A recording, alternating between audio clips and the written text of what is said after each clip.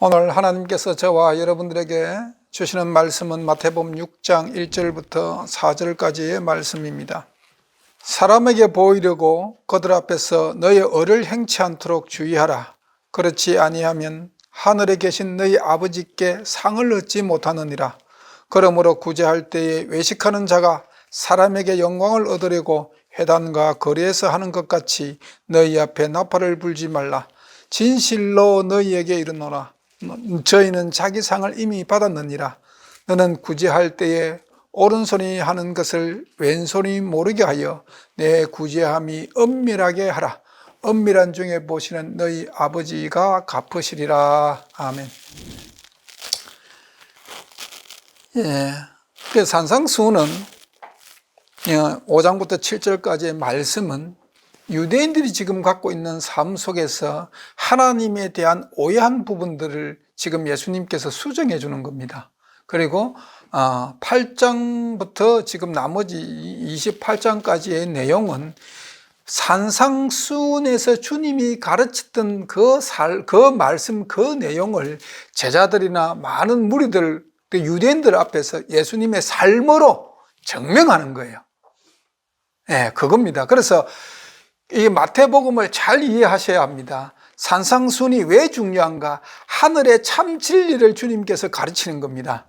그리고 8장부터 28장까지는 주님께서 가르친 이 산상수훈을 본인의 삶 속에서 제자들과 유대인 앞에서 이것이 하나님의 뜻대로 사는 삶의 표본이라는 것을 증명하는 거예요. 그래서 개념을 먼저, 하늘나라 복음의 개념을 먼저 지금 이해를 해야 됩니다. 이것을 깨닫지 못하면 8장부터 해서 28장까지의 그 내용, 예수님의 삶 속에서 하나님의 그 사랑을 깨닫고 사는 삶의 실천이 무엇인가를 사람들이 알지 못하는 거예요. 오늘날 교회가 왜 예수가 교회의 머리가 아닌가?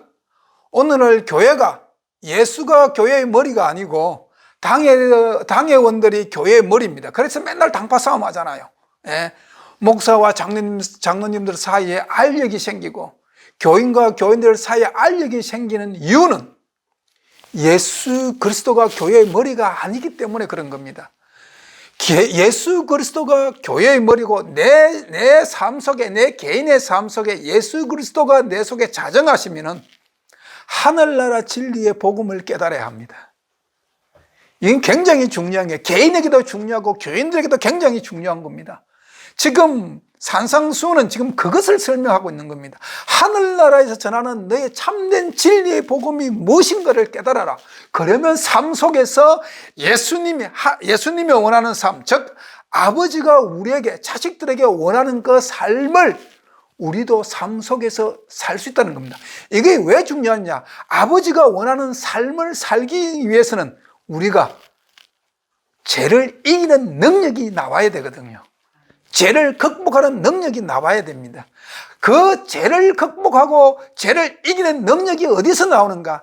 참 진리의 복음을 정확하게 깨달을 때 그 복음이, 그 진리가 나를 죄에서 자유하게 만들기 때문에 그런 겁니다. 유대인들이 지금 오늘 구제에 대해서 이야기하는데 유대인들이 이것도 굉장히 진리에서 벗어난 삶을 살았거든요.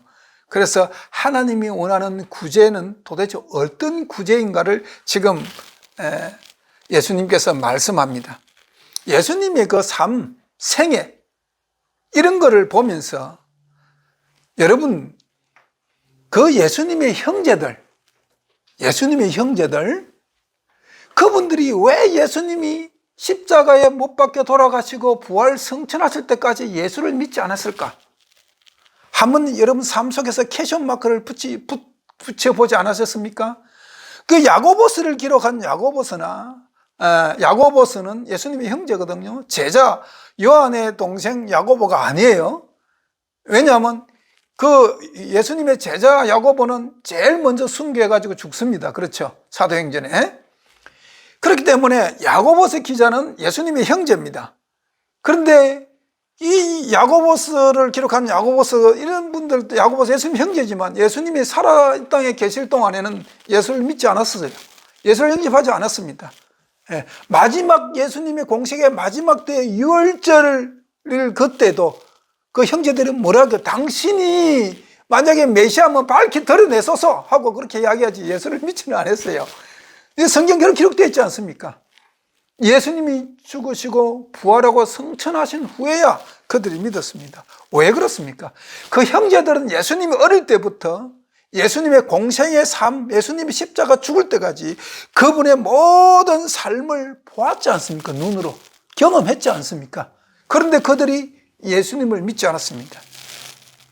그렇기 때문에 유대인들이 갖고 있는 그런 성경에 대한 편견, 하나님의 말씀에 대한 잘못된 해석들이 메시아를 메시아답게 알아볼 수 있는데 오히려 그게 담이 되어버렸습니다. 벽이 되어버렸습니다.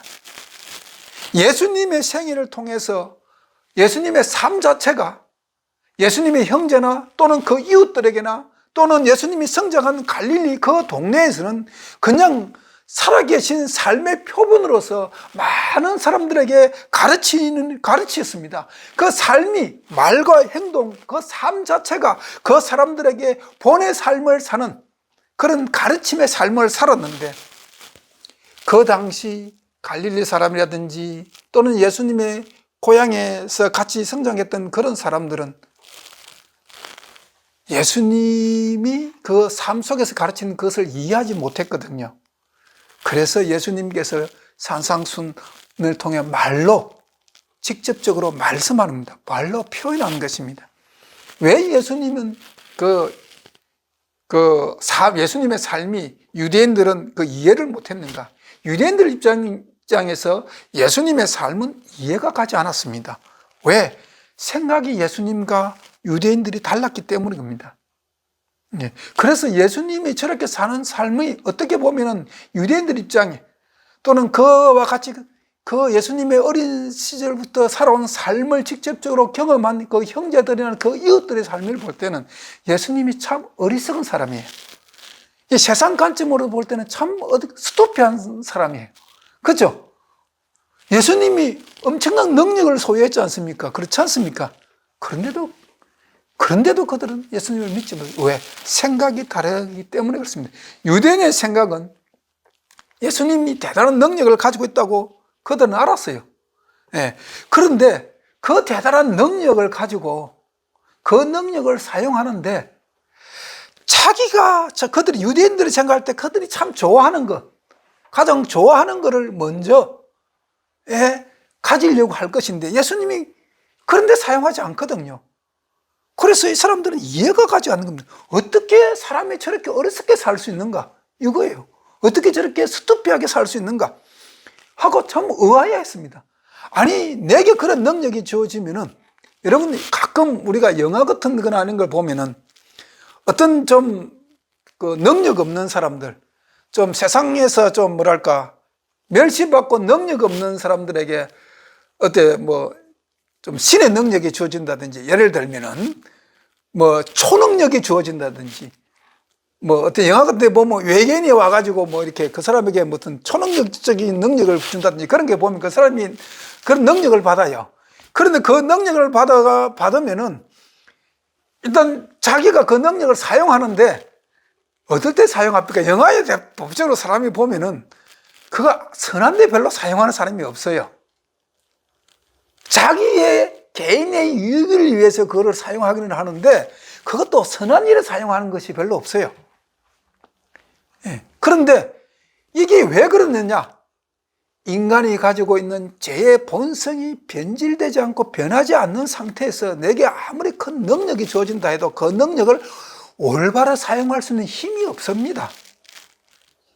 예수님은 우리와 본질이 같은 본질로 인성을 가지고 태어났지만 그분은 죄를 짓지 않았습니다. 죄를 이기는 삶을 어렸을 때부터 살아서 그것이 습관화되었어요.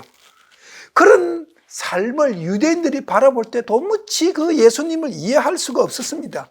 자기 눈높이로 많은 유대인들이 자기가 가지고 있는 죄의 본성이 가지고 있는 자기의 눈높이로 예수님을 바라보니까 이상하게 예수님이 어리석다고 생각될 수밖에 없는 겁니다. 오늘날도 이 생각은, 유대인의 생각은 오늘날도 기독교에 그대로 존재합니다. 정말 예수님처럼 선하게 살려고, 누가 오른밤을 치면 왼밤을 돌려대는 삶을 살려고 하면은, 오늘날 교회 다니는 사람들도 그렇습니다.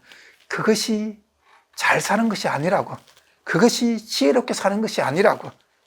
왜 그렇게 멍청하게 살아야 되느냐고. 남에게 손해보고 사는 것이 싫기 때문에, 내 심년 속에 내가 가지고 있는 죄의 본성 때문에, 남에게 손해보고 남에게 얻어맞고 사는 것이 싫기 때문에, 우리도 여전히 유대인과 같은 그런 생각으로 신앙생활을 하고 있습니다. 유대인들은요, 하나님의 법인 율법을 참 존중했습니다. 예수님도 하나님의 법을 굉장히 사랑하고 존중했습니다. 다른 것은 뭐냐? 목적이 달랐습니다. 율법을 존중하는, 하나님의 법인 율법을 존중하는 목적이 유대인과 예수님에는 현저한 차이가 있었습니다.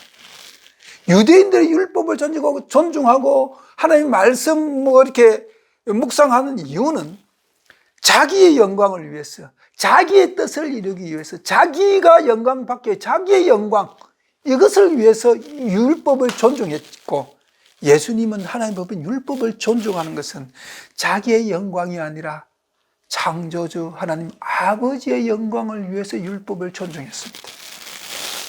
자, 우리 이사야서 55장 8절, 9절 두 개 말씀 보시겠습니다. 제가 읽습니다. 이사야서 55장 8절, 9절 두 개 말씀 읽습니다. 이사야서는 예수님이 이 땅에 오시기 한 600년 전에 기록된 책입니다. 그때 이스라엘 백성들이 갖고 있는, 유대인들이 갖고 있는 마음이 어땠는가를 여러분 이 두 계절로 이사야를 통해서 하나님께서 말씀합니다. 잘못된 것을.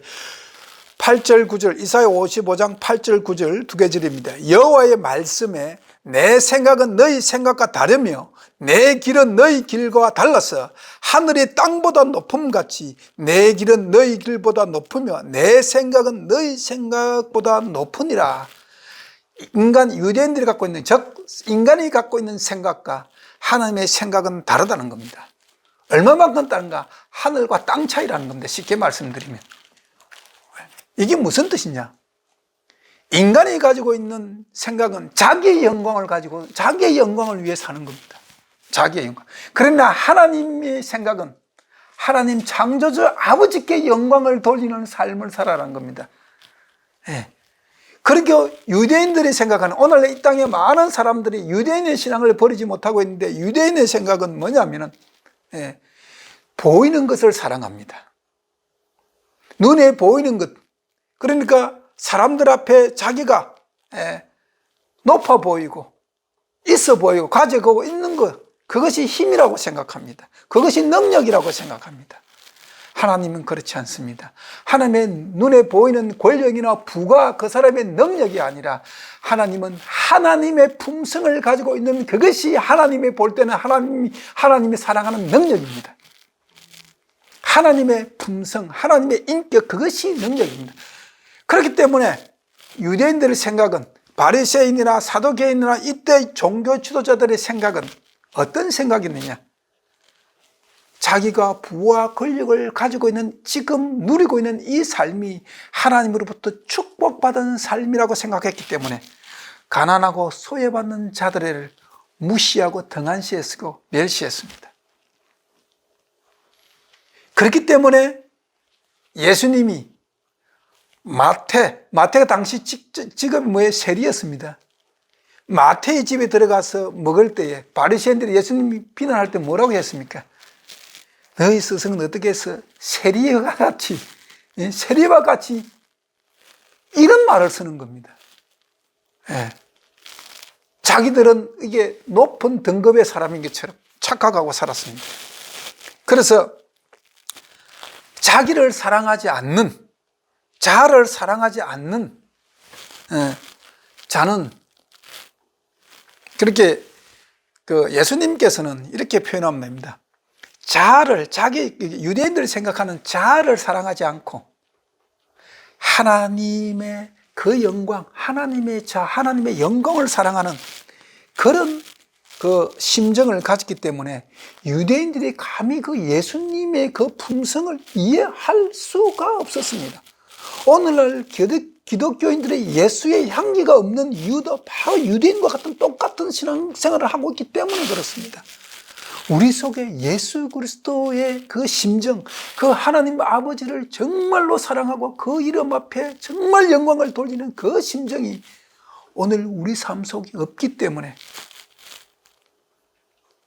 우리가 예수의 향기가 없는 삶을 살고 교회가 예수의 향기가 없는 겁니다. 그리고 바리새인들이 갖고 있는 것은 인간의 본성에 속한 정신입니다. 그래서 그런 인간의 본성이 뭐예요? 죄의 본성이지 않습니까? 그런 죄의 본성에 속한 정신을 가지고 있기 때문에 바리새인들은 그들이 그 남에게 선을 행한다든지 이런 이렇게 하는 것은 자기가 선을 베푸고 다른 사람에게 덕행을 행한다는 것은 보상, 그 자기 삶에 대한 보상을 바랍니다. 그리고 세상에 대한 그 보상을 바라기 때문에 세상으로부터 명예와 번영을 얻기 위해서 노력했습니다. 하나님의 은총을 받고자 노력한 것이 아니라 하나님의 특별 은혜를 사모한 것이 아니라 세상에서 자기의 명예를 높이고 자기의 삶이 번영을 얻기 위해서 선을 베풀고 남을 구제한 목적 자체가 그런 것이었습니다.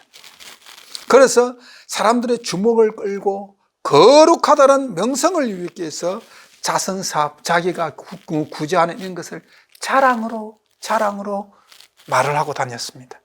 오늘날도 이것은 교회에 여전히 존재합니다. 오늘날 제가 만난 어떤 장로님은 그런 이야기를 합니다. 자기가 사업이 망했을 때 자기는 어느 누구보다도 교회 열심히 다니고 어느 누구보다도 교회 헌금을 많이 했고 교회가 건축할 때 많은 돈을 물질을 냈는데 어떻게 내 사업이 망할 수가 있는가? 예, 그건 하나님이 기뻐 받는 헌금이 아닙니다. 예물이 아닙니다. 여러분, 내가 하나님의 은총을 바라고 은총을 바라보며 하늘나라를 바라보는 것은 내 자아가 원하는 것을 얻기 위해서가 아니라 내가 하나님 앞에 긍휼함을 얻기 위해서 하는 것입니다. 이거예요. 그런데 바리새인들은 사람들에게 주목을 끌기 위해서 저 사람은 종교인으로서 저 사람은 참 거룩하다는 그 사람들로부터의 칭찬을 받기 위해서 그런 행위를 했습니다. 그래서 오늘 주님께서 사람들 앞에 보이려고 너의 의를 행치 않도록 주의하라 그러겠습니다. 사람들 앞에 얻는 그 인기는 사람을 교만하게 만듭니다. 여러분 절대로 조심해야 됩니다. 11시 교회 모든 성도님들은 여러분들이 참 진리의 복음 안에 가는 삶을 살기 위해서는 사람들로부터 칭찬받는 것을 기뻐하지 마십시오. 네. 하늘 아버지께 칭찬받는 것이 내 신앙의 기쁨이 되어야 됩니다. 예. 2절에 오늘 6장 2절에 그러므로 구제할 때 외식하는 자가 사람에게 영광을 얻으려고 회당과 거리에서 하는 것처럼 이때 유대인과 바리새인들은 그들의 삶 속에 몇 가지 원칙이 있었습니다. 여러분 들어보셨어요? 주로 바리새인들은 하루 3번 기도하는 시간을 정해놓고 그 기도하죠. 그런데 하루 종일 사람들이 기도 시간 때문에 밖에 나가지 않고 자기 집에 갈 수는 없잖아요. 그러면 하루에 내가 기도 3번 하기로 정해져 있는데 내가 외출했을 때 그 기도 시간에 집에 돌아오지 못할 경우는 어떻게 할 겁니까? 그럼 그날 기도를 쉽니까? 바리새인들은 그렇지 않았습니다. 그래서 바리새인들은 내가 종교 지도자로서 내가 유대인들의 그 종교 지도로서 신앙의 본인이 되어야 되는 그런 사람으로서 내가 기도 생활을 철저히 하고 있다는 것을 보여주기 위해서 사람들이 많이 모인 곳인, 특히 시장 같은 데 사람들이 많이 모이잖아요. 사람들이 많이 모인 거리나 시장 같은 데 그 자리에서 무릎 꿇고 큰 소리로 사람들 내 기도하는 걸 보라고 외치고 기도했습니다. 이게 외식이라는 겁니다. 이게 외식이라는 겁니다. 그래서 외식하지 말라. 이 자기에게 사람들에게 영광을 잃게 하지 말라는 겁니다. 진실로 너희기로는 저희는 자기 상을 이미 받았느니라 이렇게 이야기합니다. 또 이 바리새인들이 구제할 때 정말 자기가 누구 구제했다 하는 것을 그렇게 사람들에게 자랑을 했습니다. 왜? 그러면 사람들에게 칭찬이 돌아오잖아요. 사람들에게 칭찬이 돌아오지 않습니까? 그것에 대한 그런 갈망 때문에 자기가 구제하고 남을 도와주면 굉장히 많은 그런 자랑거리로 말을 하고 다녔습니다. 하나님은 그것을 기뻐하지 않습니다. 하나님께서는 그러한 봉사를 인정하지 않으십니다. 여러분 잘 기억하셔야 됩니다. 그런 봉사는 하나님께서 절대 인정하지 않으십니다. 그들이 원하는 것, 그들이 받는 것은 아무리 자기가 헌신하고 봉사하고 하더라도 그들이 받는 것은 사람들의 관심과 칭찬일 뿐입니다.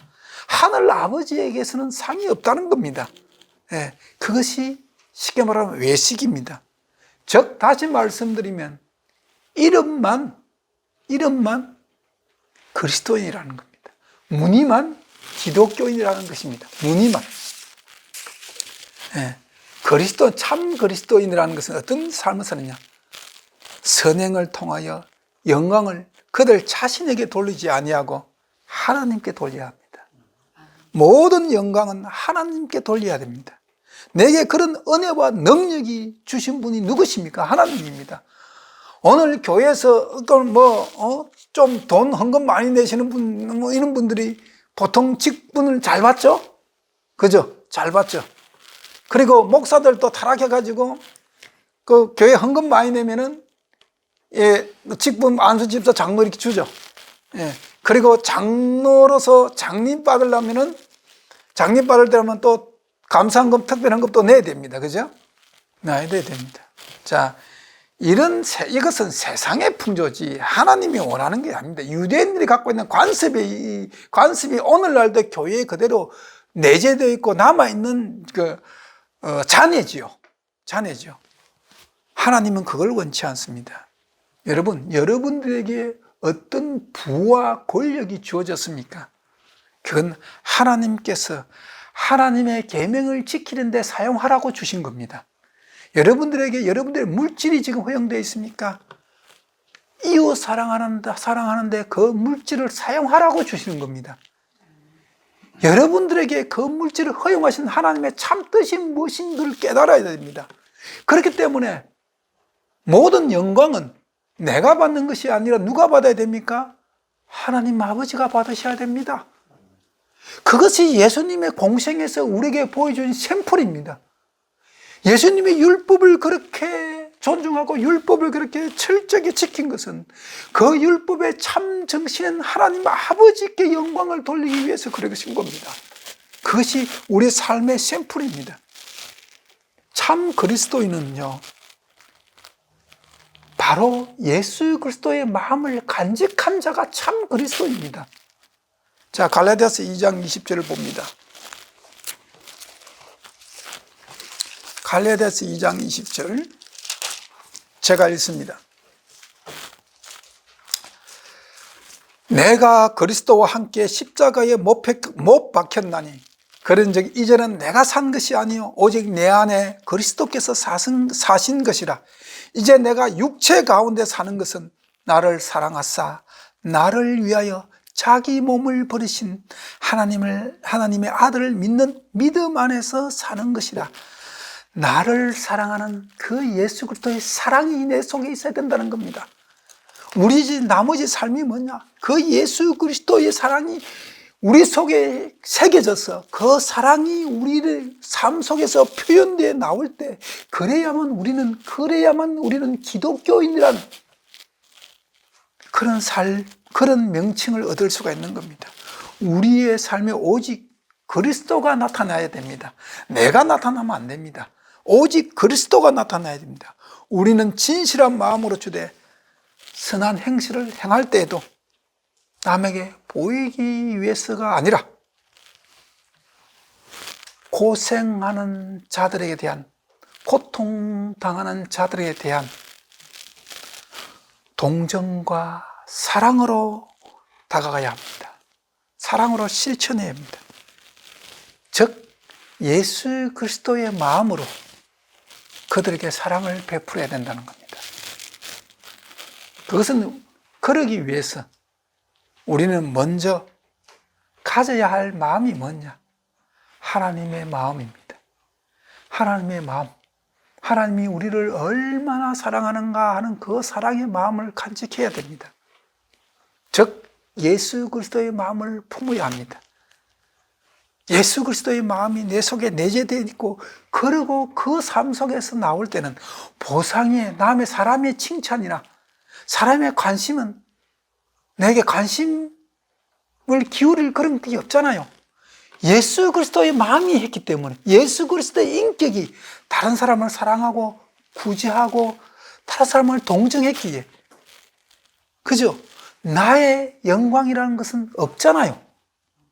오직 그 모든 삶의 자체가 예수 그리스도의 그 이름과 그 능력과 그의 품성이 존귀를 받으셔야 되잖아요. 그래야 된다는 겁니다. 그것이 진실된 기독교입니다. 우리는 보상이 아닌 봉사를 해야 합니다. 보상을 바라는 그 믿음은 내 자아가 아직까지 죽지 않은 겁니다. 예수 그리스도께서 지금 올바른 구제에 대해서 유대인들에게 이야기하고 있는 것은, 유대인들은 모든 구제가 보상을 바라고 한 구제이기 때문에 그렇습니다. 오늘날도 좀 외람된 말씀입니다만은, 제가 목회자들하고 만나서 이야기하고 이렇게 모임이 가면은 다는 아니지만 많은 목사님들이 자기의 목회의 과정을 쭉 말씀을 드리면서 교회도 새로 지었고 교회도 성장해서 교인수가 많고, 특별히 교인수가 좀 많은 교회 목사님들은 좀 어깨에 힘이 들어가시죠. 예.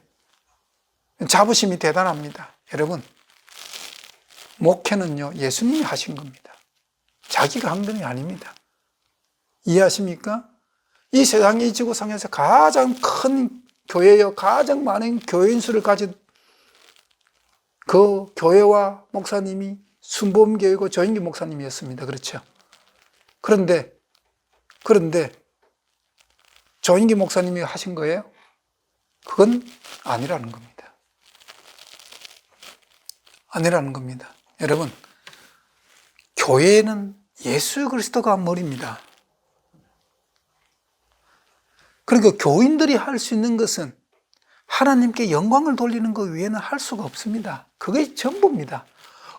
내가 이렇게 헌신하고 교회를 개척해가지고 이렇게 교회를 성장시켰기 때문에 내가 이만큼 사례비 받아야 되고 이만큼 교인들에게 존중도 받아야 되고, 이건 잘못된 거예요. 이건 기독교가 아니에요. 이거는 세상 사람과 똑같은 거예요. 우리는 그저 하나님께서 오늘 나를 죄인 가운데서 부르시고 내 죄를 대속해 주시고 나를 하늘나라 백성으로 삼아주시고 나를 자기의 자녀로 삼아주셔서 나로 말미암아 하나님을 아버지라 부를 수 있는 이 영광을 주신 것만으로도 우리는 하나님께 찬양과 영광과 감사를 돌리는 그런 존재가 되어야 됩니다. 내가 어떤 보상을 받기 위해서 어떤 봉사를 할 때는 절대 하나님의 마음을 내가 가질 수가 없는 겁니다. 내 인격이 절대 변할 수가 없습니다. 내가 예수 그리스도의 마음을 가졌을 때에 하나님께 영광을 돌릴 수 있을 때에 오늘 4절에 뭐라고 합니까? 6장 4절 봅니다. 내 구제함이 은밀하게 하라. 은밀하게 중요해 보시는 너희 아버지가 갚으시리라. 하나님 아버지는 우리가 은밀하게 삶 속에서 사는 그 참 봉사를 하나님께서 갚으신다는 겁니다. 누구든지 마음과 생애가 하나님의 축복이 다른 사람들을 통해 가지고 다른 사람들이 흘러 들어갈 때에 내 자신도 반드시 풍성한 축복을 받는 것을 여러분 상기하십시오. 내 마음과 내 삶과 내가 구제하고 내가 봉사를 통해 가지고 다른 사람들에게 예수 그리스도의 마음이 증거될 때에, 하나님 아버지의 영광이 증거될 때에 내게 하나님으로부터 축복이 임하는 것이지, 내가 봉사하는 것이 사람들에게 명성을 얻기 위해서 하는 것, 내가 오늘날 교회를 건축하고 하는데 헌금을 낸 것이 내 장로로서 직분받기 위해서, 내가 교인들로부터 그런 높임을 받기 위해서, 그것은 아니라는 겁니다. 제가 대구에 있을 때 대구의 모 교회가 선교센터를 지었습니다. 10층짜리 빌딩을 지었어요. 저는 그 교회 다니지는 않았습니다. 그런데 그 교회 나온 집사님이 제게 그런 말씀을 하셨습니다. 시험 들어 나왔습니다. 왜요? 그 교회 제법 큽니다. 교인수도 많고요. 선교센터를 10층짜리 빌딩을 지었는데 그 헌금이 많이, 대구 시내니까 10층 빌딩을 지으면 돈이 많이 들죠. 헌금이 많이 필요했을 겁니다. 장로님 한 분이 30억을 캐시로 일시불로 헌금을 했다는 겁니다. 그런데 그 주일날 대예배 시간에 당회장 목사님께서 그 장로님을 단상에 불러 올렸다는 겁니다. 그리고 교인들 앞에서 이 장로님은 반드시 하나님께서 축복해 주십니다. 여러분, 선교센터를 짓는데 30억을 헌금했습니다. 얼마나 하나님이 기뻐하시겠습니까? 여러분, 이 장로님처럼 살아야 됩니다. 그래가지고 그분이 시험 봐서 그 교회에서 나온 겁니다. 저한테 그 이야기를 했어요. 여러분, 사람에게 영광을 받는 것은요, 하나님 이미 오늘 성경에 말합니다. 이미 자기 상을 이미 받았다고요. 하늘나라 상급이 없다는 겁니다. 이해하시겠습니까? 여기 아틀란타에 모 교회가 한참 오래됐습니다. 제가 그 목사님 굉장히 좀 사자 목사님이라고 이야기하는데, 그 목사님 대예배 시간에 이런 적이 있었습니다. 어느 교인 한 분이 목사님에게 백지책을 주셨답니다. 백지책. 목사님 꼭 필요한 데 있었으면 목사님 필요한 금액만큼 적어서 쓰십시오 하고, 책 있지 않습니까? 책. 미국은 책이죠. 책을 금액도 안 적고 백지책을 한 장을 이렇게 개인, 공식 수상에 헌금으로 낸 것이 아니라 개인에게 전달해 주셨답니다. 그럼 그 목사님도 그걸 받고 마시지. 뭘 대예배 때 그 집사님을 강론하면서 이런 분을 하나님께서 어째 축복해 주지 않겠냐고 그렇게 막 강대상에서 이야기를 했습니다.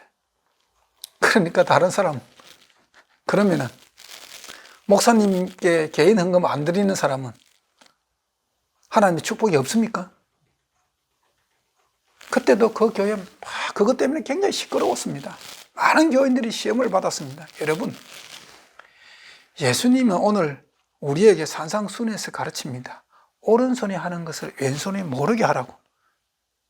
이해하십니까? 이것은 뭐냐면 보상을 바라고 하지 말라는 겁니다. 부모가 자식에게 무슨 보상을 받고 자식을 기르는 게 아니잖아요. 그렇잖아요. 저거 잘 살면 되잖아요. 그렇죠?